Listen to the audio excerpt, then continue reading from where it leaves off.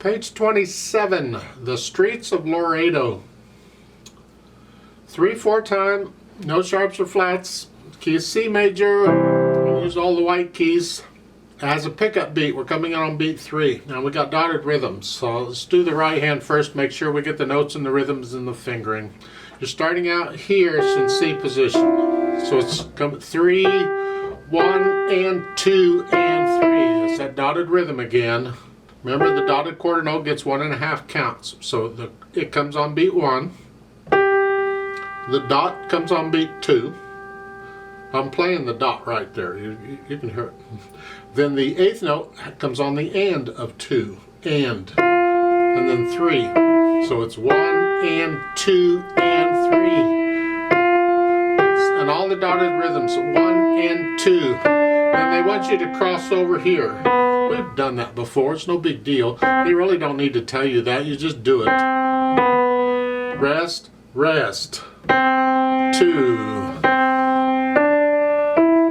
Now at the end of the second line, I don't know why they're telling you 1, 2. I mean, your hands are there, your fingers are there, you're on those notes, you're just going to play them anyway. It's 1, 2 anyway. So I don't know what the 1, 2 is about.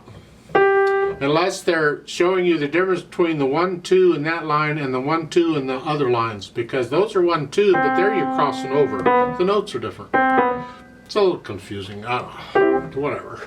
Last line. You're down here. Now here, just reach down with a thumb, 1 key, and here. See, the thumb's covering both notes. We do that. The outside fingers have to cover 2 notes sometimes. Left hand, we just get the chords for the most part. C chord. And dotted half note gets 3 counts, remember, because it's the same as 3/4 notes. And a quarter note gets a count. Next one is the 5/7 chord. G7, 5/7, whatever.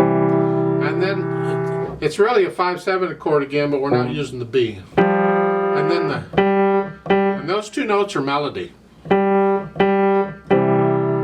That's the left hand until you get down to the bottom. Second measure in the last line is a 4 chord.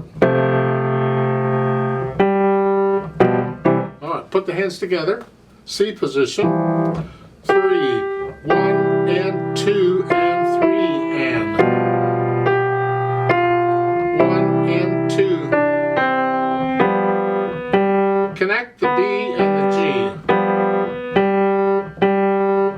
In other words, don't lift up the B when you lift up the left hand. No, connect it. Leave the right hand until you play that. You can overlap it just a little bit. That's about as tricky as the putting the hands together go. It's not too bad. Articulation wise, the only thing they give you is a few slurs. As you lift up between the slurs, look at the last line or the last measure on the first line. It's here. You just lift up like taking a breath. Because there's words to this. They don't give you the words, but there's words to this. You could be singing along if you knew what they were.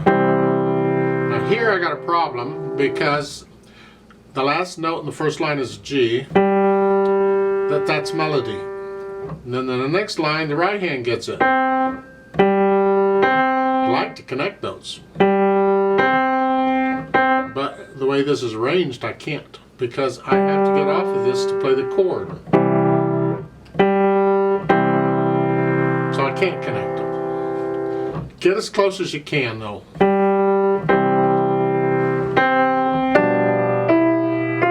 So forth, into the second line. Last measure, you're here. Lift both hands together. Because here the right hand lifts up like taking a breath between new phrase. So forth. Then you can add the dynamics. Well, it's repeated, so you're going to play it twice. The first time is moderately loud. That's the melody. Decide what sort of loud is. And keep everything else soft in the background.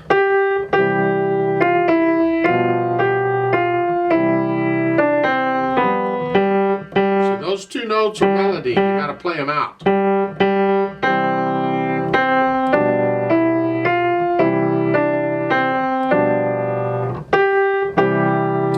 Then then in the last line, you got that hairpins go up and back. That's a swell. Go up.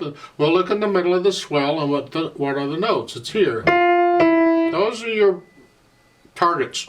So we're going to go up to those notes and then come back down. I suggest maybe you come down to moderately soft to give you more room to get louder here. The left hand just stays soft throughout. Just the right hand, a little louder. And then come back. You have to experiment with that and make it work out. If you don't, you'll be loud at the beginning of the second measure. It's too soon.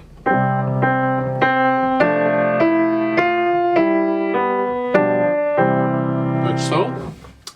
Then you repeat it and play it again. Well, they've stuck a note in there at the top. Second time slower with both hands 8 VA. So they want you, the second time you play it, is simply go up, both hands. You just pretend middle C goes up to here, and you just play it all up here. And however fast you were going, they want you to play it slower. So if I'm going...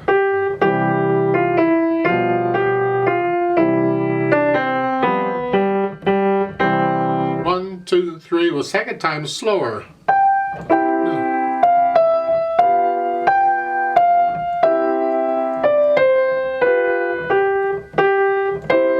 I'm not sure why. You see, a big part of playing music is interpreting the music, and we don't talk much about it. I never had a teacher talk much about interpreting the music, and yet that's really where the magic happens.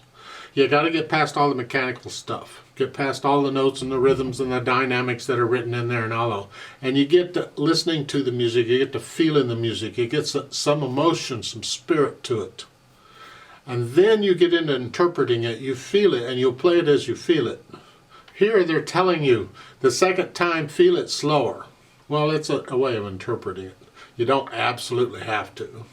You could play it however you choose to play it, but we'll follow their instructions. But however it is, try, get into it and feel this. So the first time it's here.